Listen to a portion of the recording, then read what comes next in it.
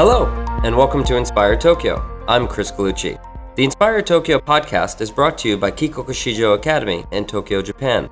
On this show, we interview leading figures in science, the arts, education, business, and politics to help young bilingual students learn more about potential career paths for their future. Today on the show, my guest is Benoit Hardy-Chartrand.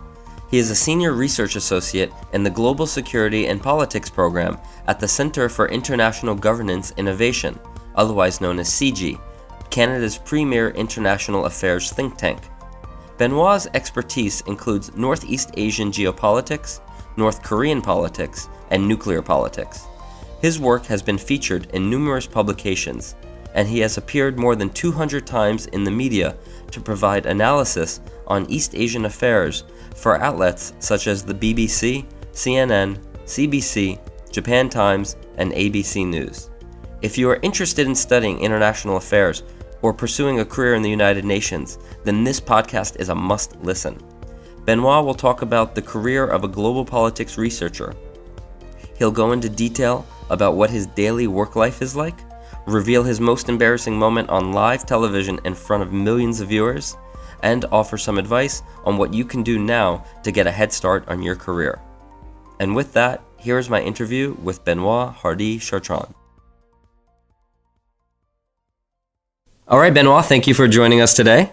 Pleasure to be here. So, to get started, in your own words, can you tell us a little bit about your position now and what you do?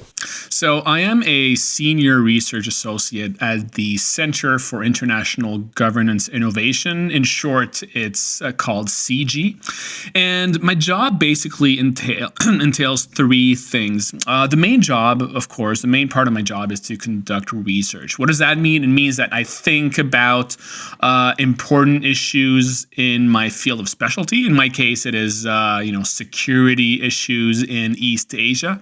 That includes Japan, South Korea, North Korea, China.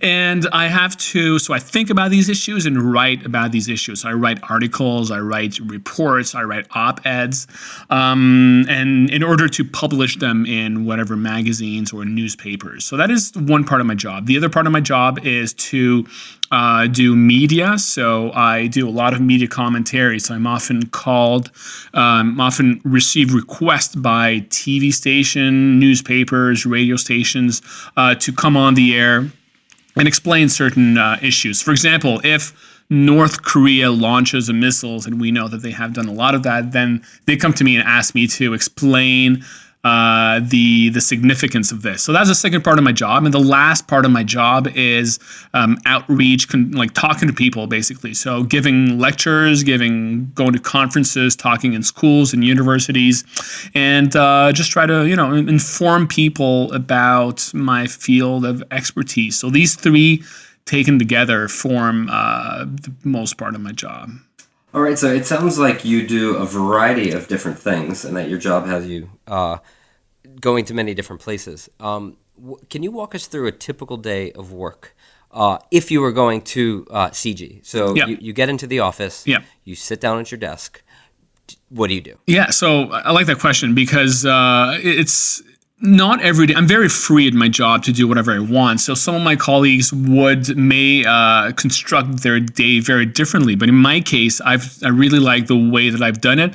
What I do usually is I spend the first 3-4 hours, at least 2 hours, I would say, 2 to 3 hours, reading articles about what's going on in the world. So that's literally my job. It's part of my job. I'm a researcher. I have to know what is going on in the world. I have to understand what is going on in the world. So I have to always be aware and keep abreast of latest events. So So if I can interrupt for a moment. So would you just go to Google or any other search engine and try and type in what is happening in China? Or do you have certain sources that you go to regularly? Yes. So I've got a few websites specifically that I go to, but I do use a lot of mainstream media that the listeners would have heard about, like BBC, for example. I read a lot of East Asian sources like Japanese media like Japan Times, stuff like that, or Korean newspapers as well that I read. But also I receive a lot of newsletter in my inbox, newsletters that link to articles. So I click on these links. I put them all in my browser, and then I read these articles one after another. So that's what I do for the first part of my day. So just regular stuff that most people would have access to. I also read, of course, longer articles and books, right? I do that, of course, too. But yeah, the first 3 hours, maybe I read articles. I do quite a bit of emails, of course. And then in the afternoon, typically, if I don't do any media, then I will probably just start writing, writing about writing some of my articles. So that's generally how my day goes. Okay. And now for these articles that you write, do you choose the topics that you write about, or through your think tank, do you have requests for articles, or do you have assignments that you're given? So the vast majority of the time I choose what I write on, which is a really cool thing, because then you have certain things that interest you more than others, and you can choose to write on these. So if like your listeners want to have that kind of career, it's kind of like being a journalist in a way. Of course, your work is dictated by events in a way. If something big is going on, you're likely to have to write on this. But if nothing is going on, then I can just take a step back and choose to write whatever I want.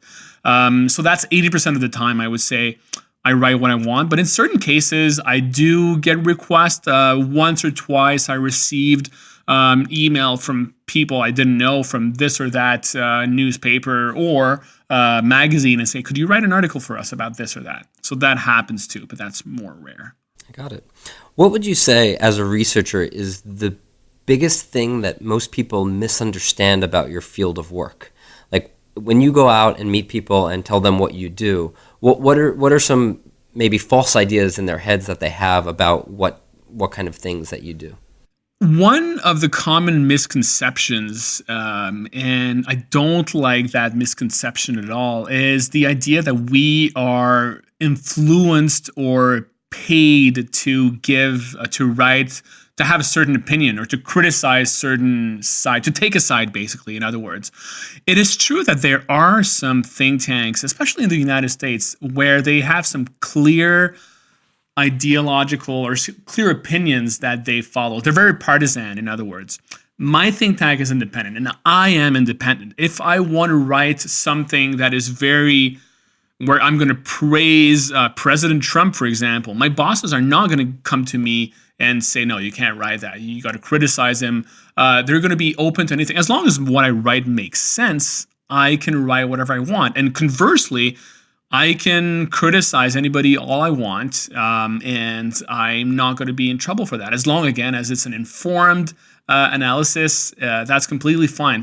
But commonly people think that, and if you read comments under some of the articles I've written in certain media, some of the people, they say ridiculous things such as, oh, he's just a shill, or he just paid for by that or this or that person to write that opinion. No, it's not true. I write what I want. I'm completely independent. So that's the first main misconception. I see. Fascinating.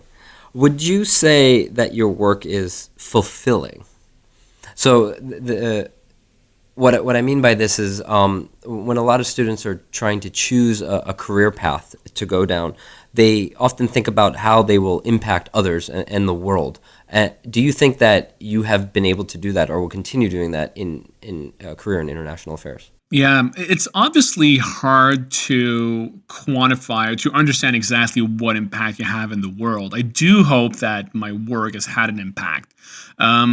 But I do, regardless of the impact that I have, I do find it fulfilling. Right? Finding something fulfilling or not fulfilling is a result of what you want from your job, and what are your goals for a certain job. And I find, like, my goals, I want to learn, I want to travel, I want to be able to grow through this job, and I'm able to do all of these things, which is why I'm saying that this job is fulfilling for me, regardless of the impact. Now, I do hope that I have an impact. I think because of how I've branded myself as a researcher with the media and the conferences, I think I do have an impact, at least on that front, because I know that I have a lot of people listening to me or watching me on TV. Obviously, TV has a very large reach and a wide audience, right? I know that every time I'm on a screen, there are millions of people watching me. And although that can be intimidating, at the same time, it's like I know that people can learn from me, and I know they can, communicate certain ideas in a way that I could never dream of doing in any other way. So I guess in that sense, I do have an impact, and I hope my writings have an impact as well. And hopefully when I speak to like officials, people that are decision makers, hopefully I have an impact as well to an extent. So you mentioned television and radio, and I think you've had over 230 appearances up until this date. Yeah. Do any of those stick out to you? Like, is there any one that you particularly remember? It could be for any reason, but also if you have one that stuck out to you because you think it could make an impact. Perhaps the timing was such that it would. So there are a few that stick out for, and you said for any reason, yes, and some of them stick out for different reasons, and I'll give you a couple of interesting and funny examples. Some of them stick out for the wrong reasons, some of them stick out for the right reasons. I'll start with, do you want to hear the positive or the negative first? Let's start with the positive. Start with the positive. All right. So recently, very often my interviews they're relatively short. They last about 5 to 10, maybe 15 minutes in some cases. Recently, I was sitting on a panel in studio, and I was there for the whole show. It lasted about 15 minutes, which is great because during 15 minutes, you can really expand, you can really dig deeper in some of the issues. And that's fun because when you're on the air for 5 minutes, you got to keep your answers short. You can't really go in depth. And you feel like your answers sometimes miss a little bit of, they're a little too superficial. So that was really fun to be on a show for the whole show like that. That was fun. It was a little bit intimidating to an extent because you have to find things to talk about for 50 minutes, but it was still great. That's a positive one. There's a few other shows, like I've been on panels on different shows, and these were fun. One that also was fun was recently I did a show in United Kingdom I was on a sports show, and I don't know why I was invited on a sports show, but they wanted to talk to me not about sports, although I do have sports expertise in hockey, as you may know. They wanted me to talk about North Korean weapons of massive destruction. On a sports show? On a sports show, yeah. It was called the Mike and Mike show, or the Two Mikes. I think that was the name of the show. And it was very interesting because their questions were not the usual questions. They were asking questions that from perspective of two guys who know nothing about that. They were not, they're not typical journalists, if you will. So that was really fun to be on a different show, respond to different questions. That was another positive. Do you want to hear about some negatives now? Sure. Give us one your best negative. I'll give you at least two. I'll give you two negatives if you don't mind. We'll keep it short. One of them was I was on a show that was maybe about a year ago. I was giving an interview about relations between Canada and Japan. Okay. Talking about because of the new Prime Minister Justin Trudeau was visiting Japan, and before the interview I told them, please do not ask me about the economy. I'm not an economist. I am a political scientist. I am a policy expert. And what do? Well, the first two questions on the interview are on the economy. And you can see me. The interview is still on the internet. You can find it. You can see my face. Like, what am I going to answer now?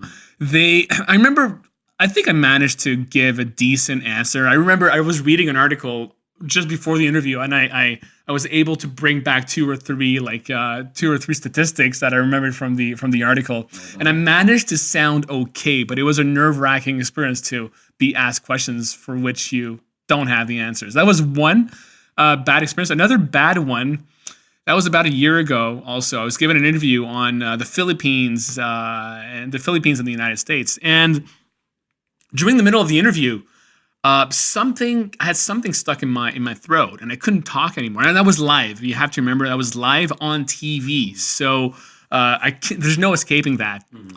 And so it's funny because I kind of cleared my throat, and that thing went away, but it came back immediately. I cleared my throat again, and it came back with all of its friends. And then at that point, I just couldn't talk anymore, and I started coughing and coughing and coughing. I was like, "Excuse me, this isn't working." And the anchor was like, "Oh, it's okay, it's fine." But still, it's super embarrassing. They may tell you it's fine, but that was a very embarrassing moment. It happens to everyone. It happened to everyone who does live TV. It's just part of the game. Right. After appearing so many times, you're kind of throwing the dice. It's bound to happen, yeah. Right. Okay. Kind of a fun question now. So right now, 2018 is there's a lot happening in the world and in the world of international affairs. And so it could be quite exciting for you. I'm sure you would agree with that. But if you could go back in time, in history, to do the work that you do today, international affairs, what point in history would you like to travel back to and why? That's a great question. I would say I'll give you a few periods, not only one point. Probably the number one I would say would be 1939, just before World War II, when World War II was erupting, because that's obviously a moment that changed history. And I think a lot of people back then, it would have been very interesting to look at the rise of Hitler in Germany, and see it rise like this, and see what countries were trying to appease Germany, what countries were, on the other hand, trying to combat to fight against the rise of Germany. That would have been a very interesting period, I think, to be doing the job that I'm doing. And the other one I can think of is 1989, at the fall of the Berlin Wall. That was the end of the Cold War. And that was a very interesting moment, because at that point, the world that had been bipolar, two major superpowers up till then, United States and the Soviet Union, suddenly the Soviet Union, 1991, the Soviet Union collapsed, and suddenly the United States were the only superpower in the world. And that was a moment of great chaos or hope, depending on what side you're looking at it. But that must have been a very interesting period, and I would have loved to do that job at that point. And finally, because I'm an East Asia guy, maybe 1950, when the Korean War erupted. Yeah. Fascinating answers. Okay, another going back in time question. So I know you're not the type of person to live with regrets, but if you could go back and give your younger self some advice on something you could have done differently to make perhaps your career path smoother, or have it go in a different direction, or have more of a competitive advantage now, what would you say to yourself? Yeah, that's a hard question to answer, because I don't tend to have a lot of regrets, and I think all the experiences that I've had prior to starting my career have been helpful, and have helped build the person that I am today, even with all the mistakes that I've done. So it's hard for me to think about things I could have done differently, or, because if I were to give an advice to the listeners, to people listening to this, is take your time and don't worry if you don't know what you want to do with your life. That's one thing. I don't think I would give that advice to myself, because I was already not worried back then. But I know a lot of people may be worried about what they are going to do with their lives. As for me, I am 37 now, but I didn't really figure out what I would do before, believe it or not, in my late 20s. Before that, I was playing music, and I wanted to be a rock star for many, many years, but that was not a very realistic goal. But as far as the current career that I'm doing in international affairs, I never really figured that out until my late 20s, like I said, like somewhere during my studies. It took me a long time. I started studying what I studied even without knowing what I was going to do with it. I see. And so for the junior high school and high school listeners out there that are seriously considering a career in international affairs, you mentioned advice to young people. What advice would you give them? What could they do, even from junior high, to kind of prepare for that life? There are a few things I could mention, and so a few of them are going to sound like they are obvious pieces of advice, but it's important to reiterate them, to repeat them. A few of them. So one of them is to, as early as possible, start learning different languages.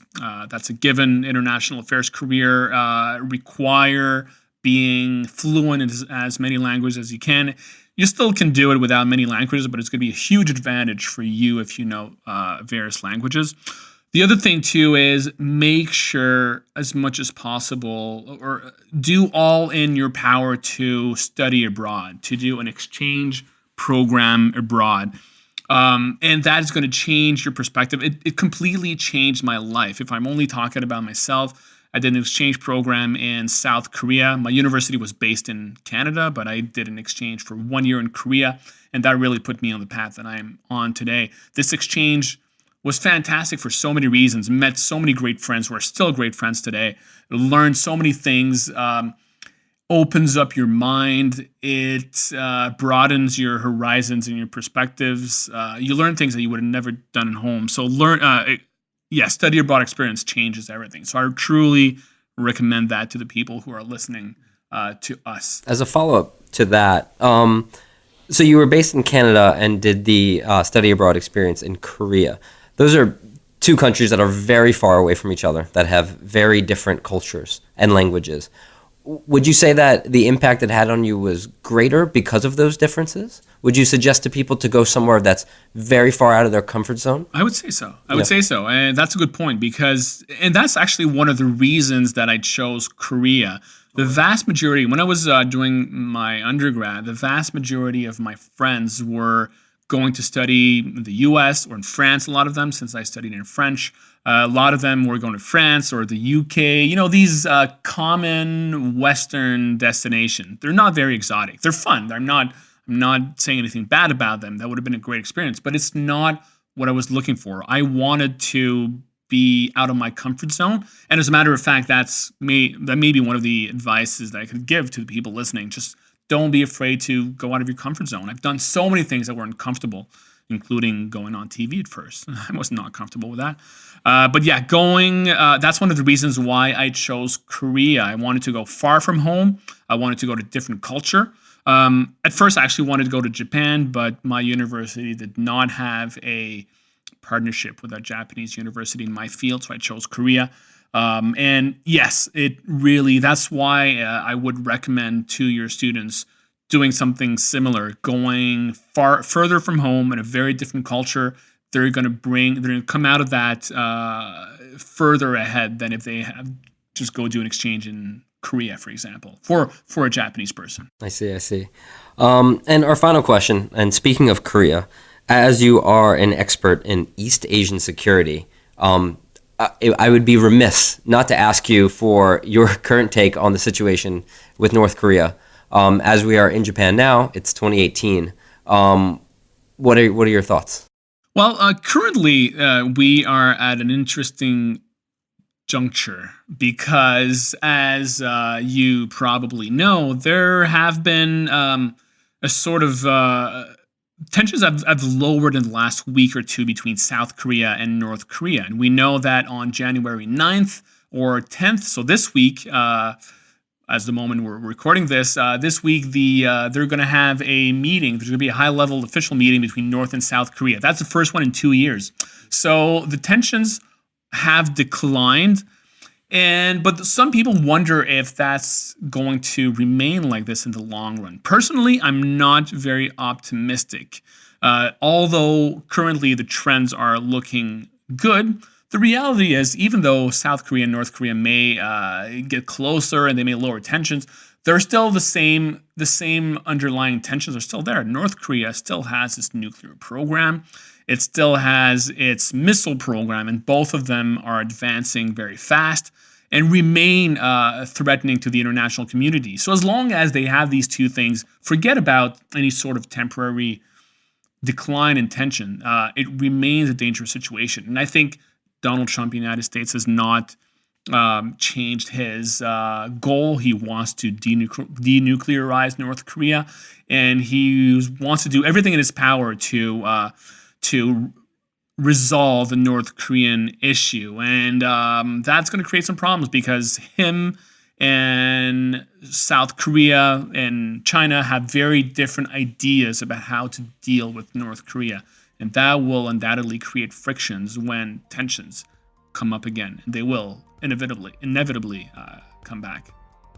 And if they do, we hope to have you back on this podcast to further discuss them. Benoit, it's been a pleasure. Thank you so much for joining us today. Pleasure to be here. Thank you.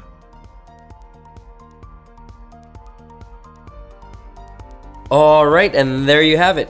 Thank you, everyone, for listening today. I'd love to hear from you, so please send your comments, thoughts, or questions, or just say hi at hello@inspiretokyo.com. If you enjoyed what you heard today, please share it with a friend. We are always looking for new listeners. And be sure to subscribe to us wherever you listen to your podcasts. See you next time.